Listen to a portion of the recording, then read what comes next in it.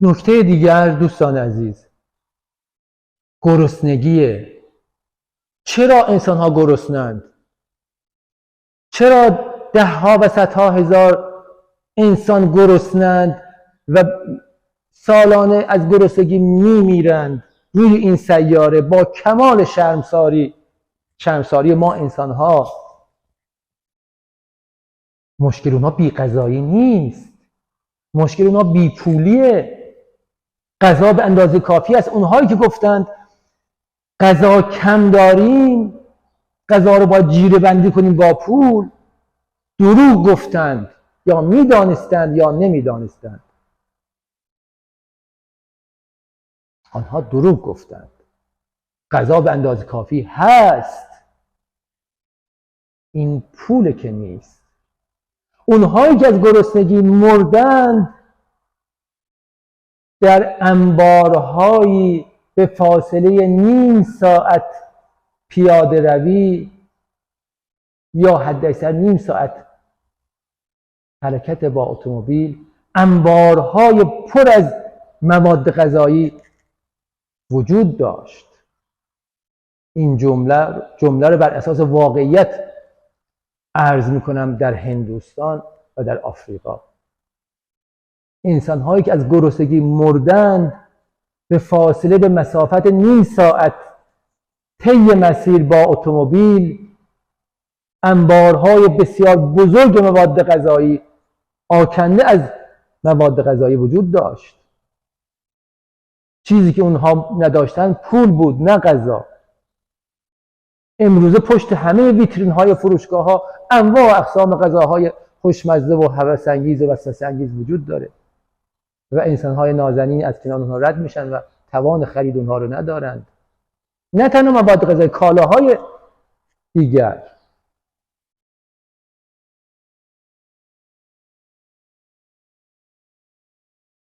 کالاهای مدرن دیگر، گوشی‌های مدرن، گوشی‌های پیشرفته، همین آیفونی که همه، حالا شاید همه آرزوی اونو دارند داشتنش رو،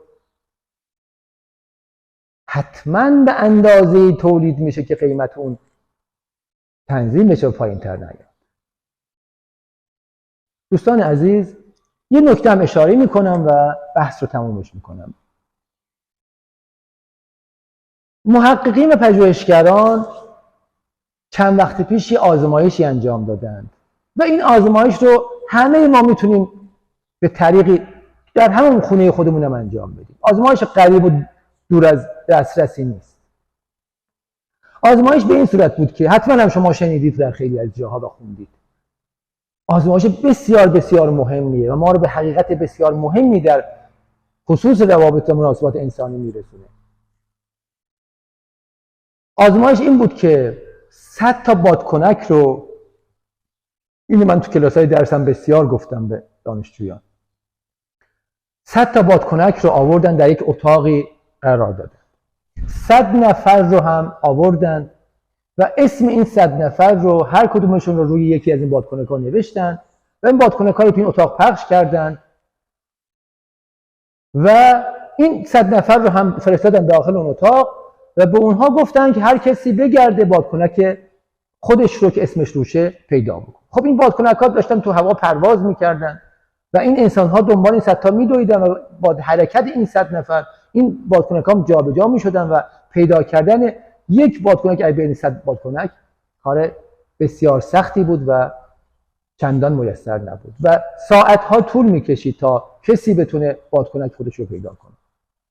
منتها اون 100 نفر یک راه حلی پیدا کردن برای پیدا کردن بادکنکشون که در عرض 5 دقیقه، در عرض دقایق اندکی همه اون 100 نفر به بادکنک‌های خودشون رسیدن و اون این بود که هر کسی اولین بادکنکی که میتونست بگیره و دستش میومد نگاه میکرد، اسم روی اون رو میخوند و اون شخص صاحب اون میومد بادکنک رو میگیره و این بادکنک رو اون تقدیم میکرد.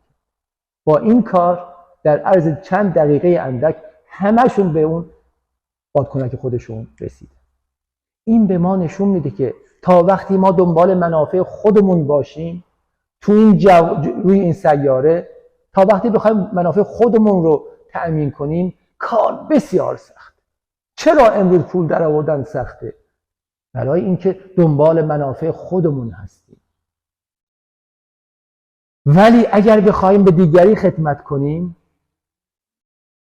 همه به منافع خودشون میرسن. خدمت به دیگری از دست دادن منافع شخصی نیست.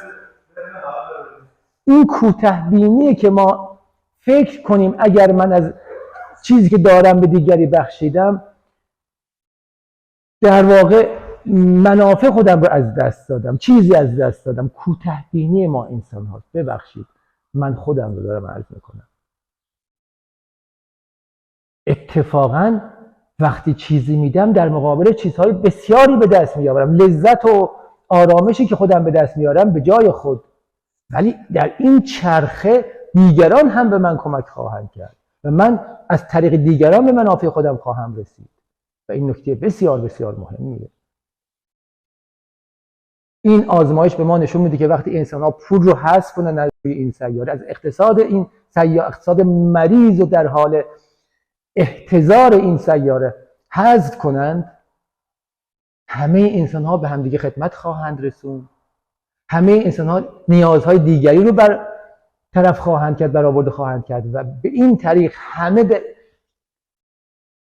نیازمندی‌های خودشون خواهند رسید، منتها از طریق دیگری، نه از طریق خودشون. و از طریق دیگری عشق و محبت و مهربانی بین انسان‌ها ایجاد خواهد کرد و همگرایی بسیار استثنایی و خارق‌العاده‌ای که این سیاره را از نو خواهد ساخت. صحبت سر پول بسیار، فرصت اندک و امکانات شما دوستان عزیز برای دانلود کردن و شنیدن و دیدن این ویدیوها بسیار اندکتر اگر فارسی رو درست پاس داشته باشیم. بدرود تا دیداری دیگر.